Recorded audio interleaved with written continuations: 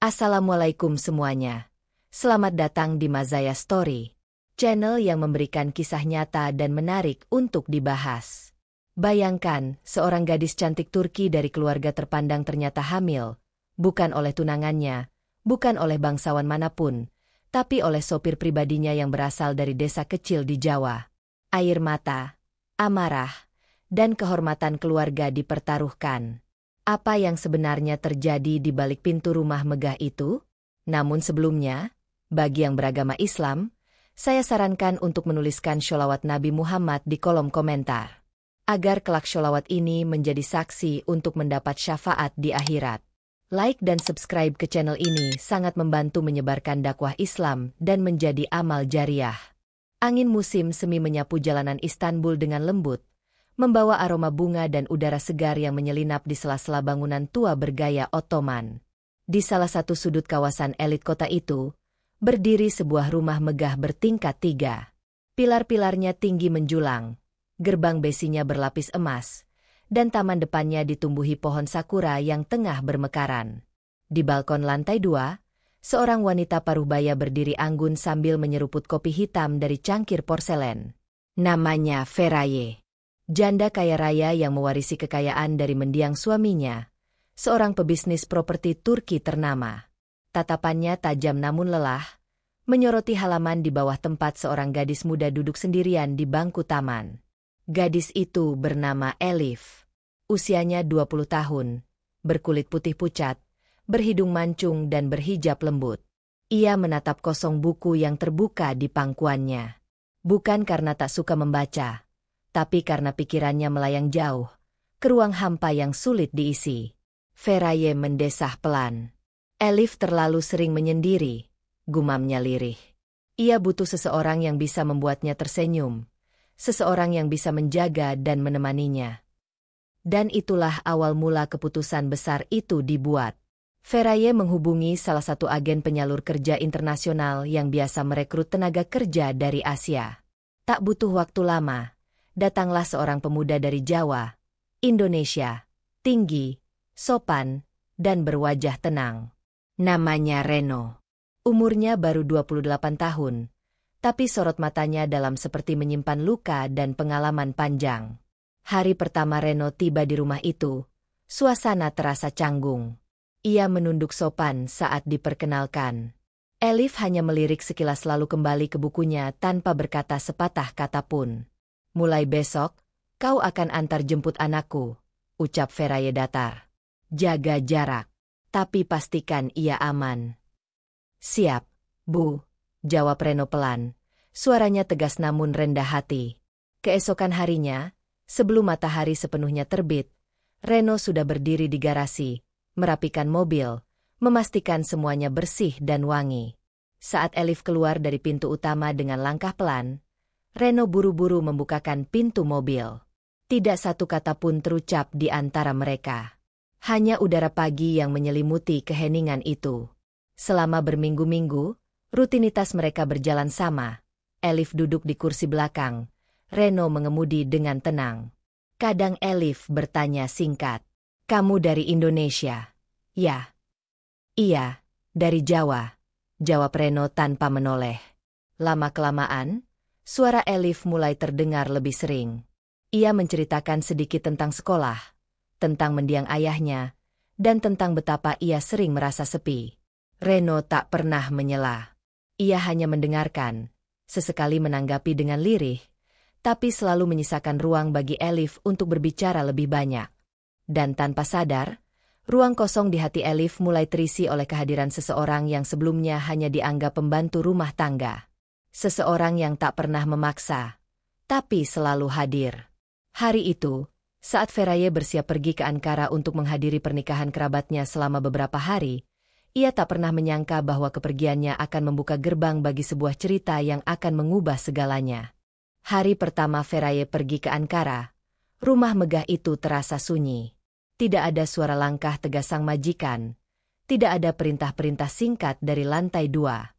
Yang tersisa hanyalah keheningan dan bunyi burung di taman belakang. Elif, yang biasanya menghabiskan waktu di kamar, justru terlihat lebih sering berada di luar. Ia duduk di ruang tamu membaca buku, lalu pindah ke taman sambil membawa secangkir teh. Pandangannya sering melayang. Namun ketika Reno lewat, matanya diam-diam mengikutinya. Sore itu, saat matahari mulai turun perlahan di balik atap-atap Istanbul, Elif berdiri di depan pintu taman dan memanggil pelan. "Reno, kamu punya waktu sebentar?" Reno menoleh dengan cepat, sedikit terkejut. "Iya, Nona. Temani aku sebentar di taman. Aku tidak suka duduk sendirian." Dengan ragu, Reno mengikuti langkah Elif. Mereka duduk di bangku kayu panjang di bawah pohon sakura. Angin lembut meniup dedaunan, membuat suasana terasa tenang namun penuh ketegangan halus. "Bagaimana Indonesia?" tanya Elif membuka percakapan. "Hangat, ramai, dan rindang," jawab Reno sambil tersenyum tipis. "Rindang?" Elif mengernyit. "Iya, banyak pohon, banyak sawah. Di kampung saya, suara jangkrik itu pengantar tidur setiap malam." Elif tertawa kecil. "Kamu terdengar seperti orang yang menyayangi tanah asalmu." "Saya sangat menyayanginya. Tapi saya harus tinggalkan semuanya demi ibu saya." Mata Elif menajam. "Ibumu sakit?" Reno mengangguk. "Sudah lama. Saya kirim uang tiap bulan untuk biaya pengobatan dan kebutuhan di rumah." Hening sejenak. Elif menatap Reno dengan sorot berbeda. Kali ini bukan sekadar rasa ingin tahu, tapi kekaguman yang mulai tumbuh diam-diam. Hari-hari selanjutnya, kebiasaan itu terulang. Sore hari menjadi waktu mereka duduk bersama. Awalnya canggung, tapi lama-kelamaan seperti dua sahabat yang saling berbagi luka. Elif bercerita tentang kesepiannya sejak sang ayah meninggal, tentang jaraknya dengan sang ibu yang terasa makin jauh. Reno hanya mendengarkan, namun matanya penuh perhatian. Malam ketiga, langit Istanbul cerah. Bintang bertaburan di atas langit hitam. Elif duduk di beranda rumah, menggenggam cangkir teh. Reno berdiri di dekat tangga, menjaga jarak seperti biasa. Tapi malam itu terasa berbeda. Elif menoleh pelan. "Reno, duduklah di sini. Aku tidak ingin minum teh sendirian malam ini." Reno ragu sejenak, namun perlahan duduk di kursi kayu di seberangnya. Tak ada percakapan. Hanya suara jangkrik dan hembusan angin malam. Elif menatap langit lalu berbisik. "Sejak ayahku meninggal, rasanya aku tidak punya tempat untuk bersandar. Bahkan ibu pun terasa asing." Reno menunduk. "Ayah saya juga meninggal waktu saya masih kecil. Sejak itu, saya belajar bertahan sendiri." Elif mengangguk. "Mungkin karena itu, aku merasa nyaman bicara denganmu." Tak ada yang membalas. Tapi keheningan malam itu seperti pelukan diam yang menyatukan dua jiwa yang lama kesepian.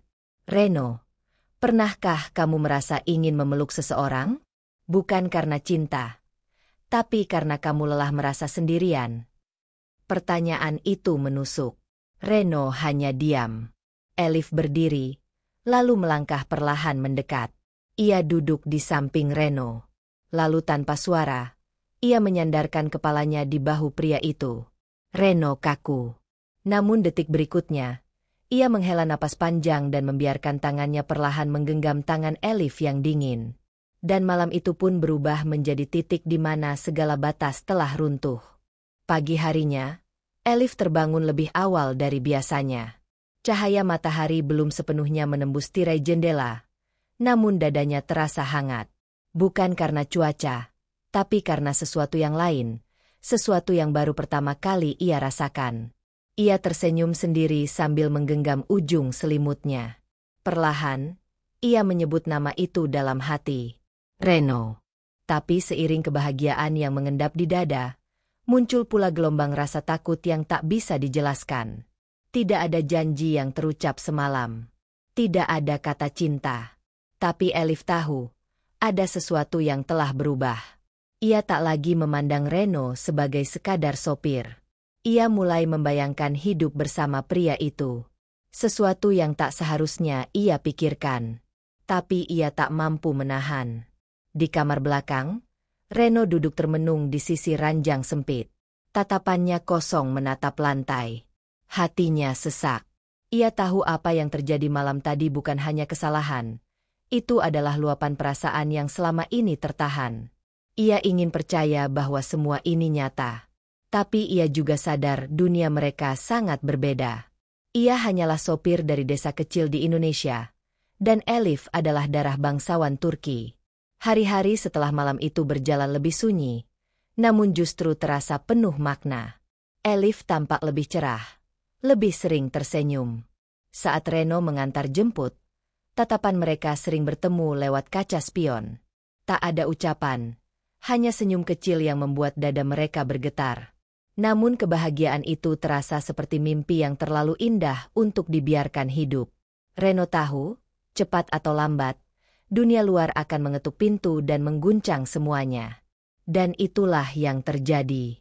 Hari keempat, saat sore mulai merangkak masuk, sebuah mobil hitam berhenti di depan gerbang. Feraye pulang dari Ankara lebih cepat dari yang dijadwalkan. Ia melangkah masuk rumah dengan langkah cepat dan sorot mata tajam. Ia langsung memanggil Elif dari ruang tamu. Elif menyambut seperti biasa. Senyum di wajahnya berusaha tetap tenang. Reno yang sedang membersihkan mobil di garasi ikut menunduk sopan seperti biasa. Tapi mata seorang ibu tak bisa dibohongi. Saat makan malam, Feraye memperhatikan setiap gerak-gerik putrinya. Cara Elif menjawab pertanyaan, cara ia sesekali melirik ke arah jendela seakan menanti seseorang. Dan ketika Reno lewat halaman belakang, Feraye melihat Elif menatapnya diam-diam.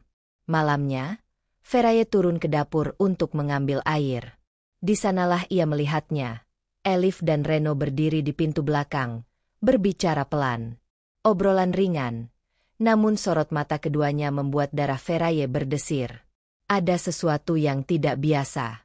Pagi harinya, Reno dipanggil ke ruang tamu. Feraye duduk di kursi besar, memeluk tubuhnya sendiri, dan menatap tajam. Kau sudah melewati batas, Reno. Reno terdiam.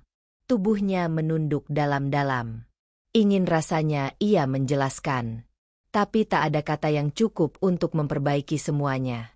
Aku mempekerjakanmu untuk menjaga anakku, bukan mendekatinya. Kau pikir ini lucu? Kau pikir ini pantas? Saya minta maaf, Bu. Suara Reno nyaris tak terdengar. Namun maaf itu tak berarti. Hari itu juga, kontraknya diputus.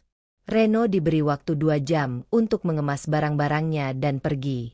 Saat Elif tahu kabar itu, ia langsung berlari ke garasi. Air matanya tumpah ruah. Reno, jangan pergi. Ini bukan salahmu. Tangisnya pecah sambil memeluk lengan Reno yang sudah membawa tas besar. Reno menatapnya dengan mata yang berkaca-kaca. Aku harus pergi. Elif, dunia kita tidak izinkan aku berada di sisimu. Elif memeluknya erat, seolah ingin menahan waktu. Tapi Reno hanya membalas pelukan itu sebentar, lalu naik ke dalam taksi yang menjemputnya. Taksi itu melaju perlahan, meninggalkan Elif yang tersungkur di lantai garasi, menangis tanpa suara. Hari-hari setelah kepergian Reno berubah menjadi gelap bagi Elif. Ia kembali mengurung diri di kamar. Nafsu makannya menghilang. Senyumnya pudar. Pandangannya kosong. Feraye mengira ini hanyalah fase sementara, bahwa semuanya akan kembali seperti semula. Tapi kenyataan tidak pernah semudah itu.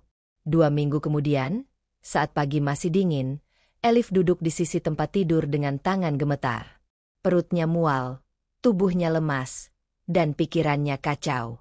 Ia mencoba menyangkal semua tanda itu. Tapi hari demi hari, gejalanya makin jelas. Dengan langkah goyah dan wajah pucat, Elif pergi sendiri ke sebuah klinik kecil. Ia menunggu dalam diam, memeluk tubuhnya sambil berdoa lirih. Saat hasil tes keluar, dunia seolah runtuh di hadapannya. Ia hamil. Tangannya gemetar saat menggenggam lembaran hasil laboratorium. Pandangannya kabur oleh air mata. Dan di balik matanya yang sembab, satu nama muncul kuat dalam benaknya. Reno. Ia pulang dengan langkah lemas, menyembunyikan air mata di balik hijabnya. Tapi semakin hari, semakin sulit menyimpan rahasia itu. Ia sering termenung, kehilangan fokus, dan kadang menangis tanpa alasan jelas.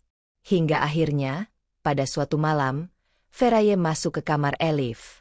Ia menatap putrinya yang duduk memeluk lutut di pojok ranjang. Elif, ada apa denganmu? Kenapa kau makin kurus? Kenapa kau sembunyikan sesuatu dari ibu? Elif menunduk. Napasnya berat. Lalu dengan suara yang parau, ia menjawab pelan. Aku hamil. Dan itu, anak Reno. Kata-kata itu menghantam seperti petir di siang bolong. Feraye terdiam. Tubuhnya kaku. Matanya membelalak tak percaya. Tangannya gemetar. Lalu mendadak membanting gelas ke lantai hingga pecah berhamburan. Kau memalukan. Dengan sopir. Kau sadar apa yang kau lakukan? Namun Elif berdiri. Meski tubuhnya lemas, ia mencoba tegak di hadapan ibunya. Aku mencintainya, Bu. Dan anak ini, bukan aib. Ini bagian dari hidupku. Feraye menangis. Tapi bukan karena iba.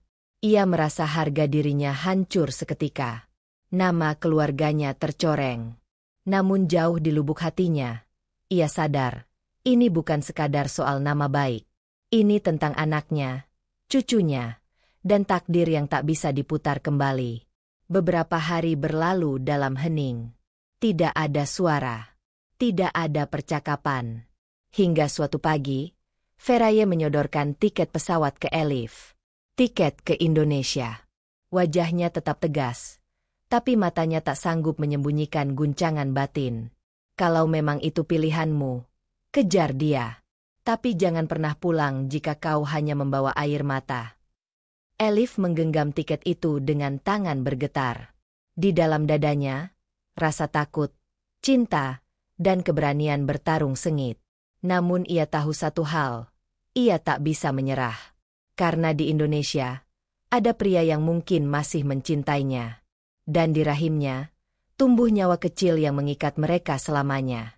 Bandara Soekarno-Hatta terasa asing di mata Elif. Wajah-wajah yang berlalu lalang di sekitarnya tak satu pun ia kenal. Suara-suara pengumuman dalam bahasa Indonesia terdengar cepat dan asing di telinganya. Udara panas dan lembab menyambutnya begitu ia melangkah keluar dari pintu kedatangan, membuat peluh membasahi dahinya. Tapi itu semua tak berarti dibandingkan gejolak yang berkecamuk di dalam hatinya. Ia hanya membawa koper kecil dan satu beban besar. Cinta yang belum selesai dan janin yang tumbuh dalam rahimnya. Di tangannya, ada secari kertas berisi alamat rumah Reno. Ia mendapatkannya diam-diam dari dokumen kerja yang dulu tersimpan di lemari Feraye. Dengan taksi sewaan, Elif melaju ke pinggiran kota, melewati sawah luas, jalanan sempit, dan deretan rumah berdinding kayu. Perjalanan itu terasa seperti mimpi. Dari kemegahan Istanbul menuju kesederhanaan desa kecil di Jawa. Tapi justru di sanalah harapannya bergantung. Sesampainya di sebuah rumah kecil berhalaman tanah, Elif turun dengan langkah ragu. Di halaman, seorang wanita tua duduk di kursi bambu, sedang menjemur pakaian anak-anak. Elif menggenggam tas selempangnya erat-erat. Permisi. Ucapnya pelan. Wanita itu menatapnya curiga. Iya? Ada apa, Nak? Saya mencari Reno. Reno. Wanita itu bangkit perlahan. Kamu siapa? Elif tersenyum gugup. Saya, teman dekatnya dari Turki. Tolong, saya harus bertemu dengannya. Beberapa detik kemudian, dari dalam rumah muncullah sosok yang selama ini hanya hidup dalam mimpi Elif. Reno berdiri di ambang pintu, terpaku. Matanya membesar. Wajahnya pucat. Ia menatap Elif seperti melihat hantu masa lalu. Elif. Air mata langsung menggenang di mata Elif. Ia mengangguk pelan sambil tersenyum getir. Aku datang, Reno. Reno melangkah pelan mendekat. Wajahnya tegang. Napasnya tercekat. Apa yang kau lakukan di sini? Bagaimana? Kenapa? Elif menunduk, lalu menatap Reno dengan sorot mata penuh beban. Ia berkata lirih, hampir seperti bisikan. Aku mengandung anakmu. Waktu seolah berhenti. Reno membisu. Matanya menatap perut Elif yang masih datar, lalu kembali ke wajahnya yang lelah tapi penuh keyakinan. Ia mencoba mencari kata, tapi yang keluar hanyalah desahan panjang. Aku tahu ini salah. Aku tahu aku tak seharusnya ke sini. Tapi aku tak bisa menanggung semua ini sendirian. Aku butuh kamu. Reno. Mata Reno memerah. Ia langsung memeluk Elif erat, seolah tak ingin melepaskannya lagi. Elif menangis di pelukannya. Tangis yang selama berminggu-minggu ia tahan sendiri. Malam itu, mereka duduk di depan rumah, hanya ditemani lampu redup dan semilir angin malam. Reno bercerita tentang hari-harinya setelah dipecat. Betapa kosongnya hidup tanpa Elif. Betapa ia mencoba menghapus bayangannya, tapi gagal. Aku pikir aku harus melupakanmu, ucap Reno pelan. Elif menatap langit. Tapi sekarang kita punya anak. Dan aku percaya, anak ini akan jadi jembatan antara kita. Hari-hari berikutnya, Elif mulai mengenal lingkungan sekitar rumah Reno. Meski banyak warga yang memandangnya dengan tatapan penasaran dan berbisik-bisik di balik pintu, Elif tetap menunduk sopan. Ia menjawab setiap sapaan dengan senyum lembut. Ia tahu, kehadirannya di tempat ini mengundang tanya. Tapi ia tak datang untuk menjelaskan. Ia datang untuk berjuang. Setiap pagi, ia berjalan keliling halaman, sesekali berbicara dengan anak-anak tetangga meski hanya dengan bahasa tubuh. Ia mulai belajar mengucap satu persatu kata dalam bahasa Indonesia. Reno membimbingnya perlahan. Mengajari arti kata, air, makan, ibu, hingga akhirnya ia bisa berbicara kalimat sederhana dengan lancar. Suatu sore, Reno memberanikan diri bicara pada ibunya. Wanita tua yang sejak awal tampak ragu, duduk diam di ruang tengah sambil memintal benang. Ibu, suara Reno berat. Elif, sedang mengandung anak saya. Ibunya terdiam. Tak ada kata yang keluar selama beberapa detik. Lalu, pelan-pelan ia menatap wajah Elif yang berdiri gugup di samping Reno. Nafasnya menggetar. Benarkah itu, Nak? Elif mengangguk pelan. Iya, Bu. Saya tahu saya asing di sini, tapi saya ingin menjalani semuanya dengan tulus.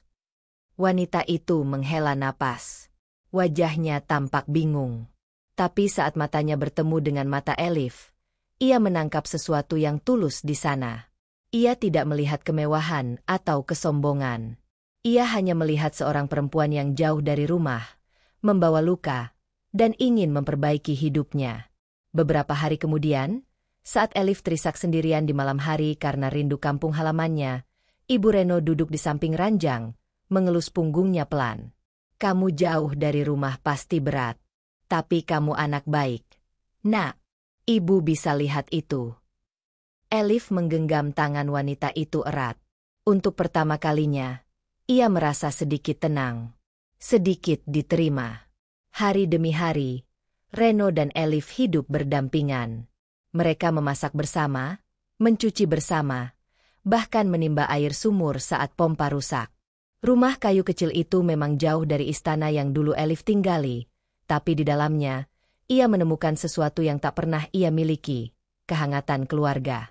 Di sore hari, mereka duduk di bawah pohon mangga. Reno sering memijat kaki Elif yang mulai pegal karena kandungannya yang makin terasa.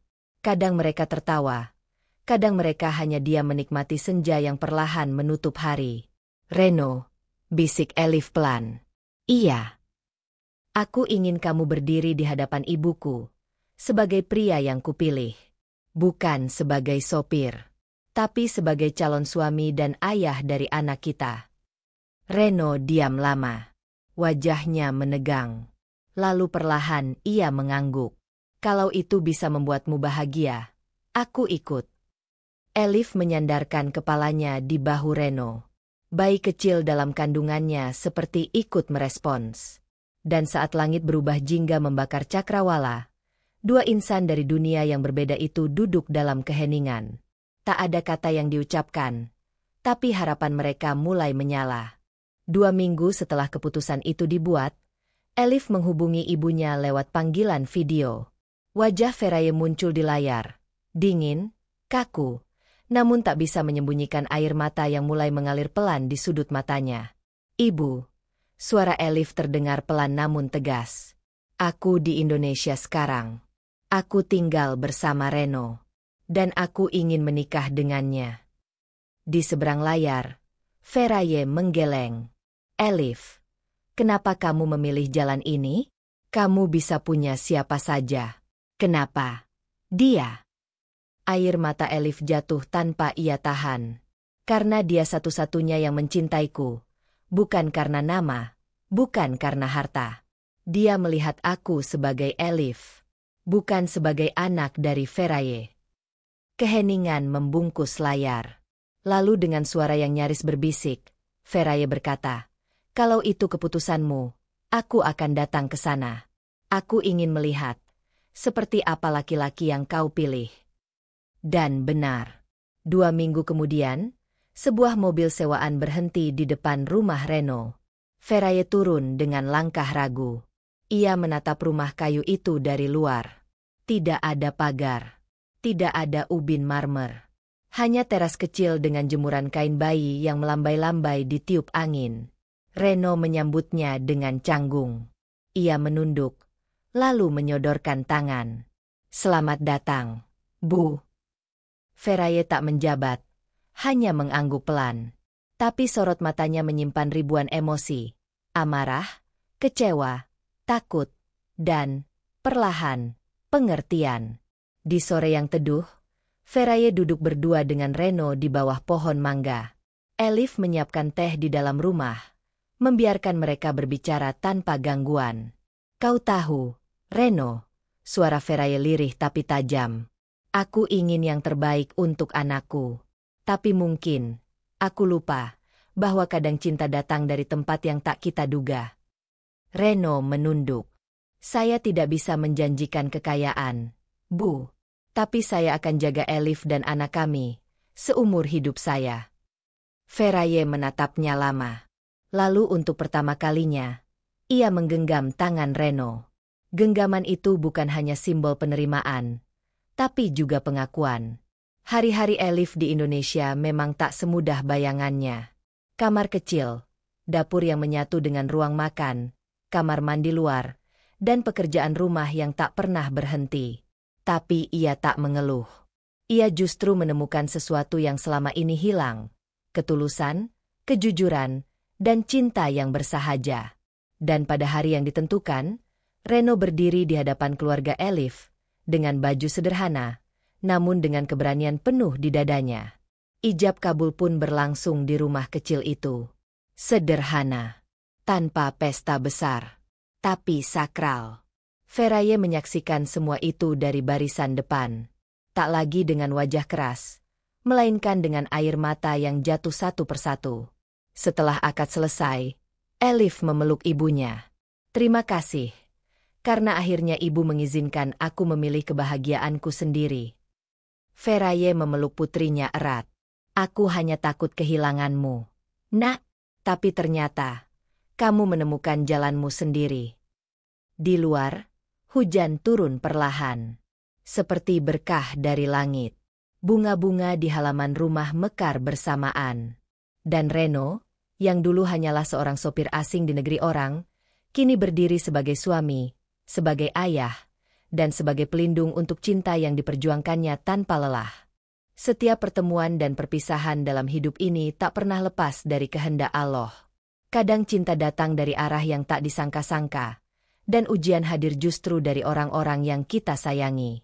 Namun yakinlah, ketika niat baik dipertahankan dan kesungguhan dijaga, maka Allah akan memberi jalan terbaik bagi hambanya. Sebagaimana firman Allah dalam surah At-Talaq ayat 23. Barang siapa bertakwa kepada Allah, niscaya Dia akan mengadakan baginya jalan keluar dan memberinya rezeki dari arah yang tidak disangka-sangka. Dan barang siapa bertawakal kepada Allah, niscaya Allah akan mencukupkannya. Quran Surat At-Talaq 2:3. Cerita ini adalah fiktif, namun dibuat seolah nyata untuk diambil pelajaran dan hikmahnya, bukan untuk ditiru secara utuh. Semoga kita semua bisa belajar dari setiap perjalanan cinta, pilihan, dan ujian hidup yang dihadirkan dalam narasi ini. Terima kasih telah menonton dan menyimak cerita ini hingga akhir. Jika kalian menyukai kisah ini, jangan lupa untuk menuliskan komentar, klik like, dan subscribe channel Mazaya Story sebagai bentuk dukungan serta amal jariah dalam menyebarkan nilai-nilai kehidupan dan dakwah Islam.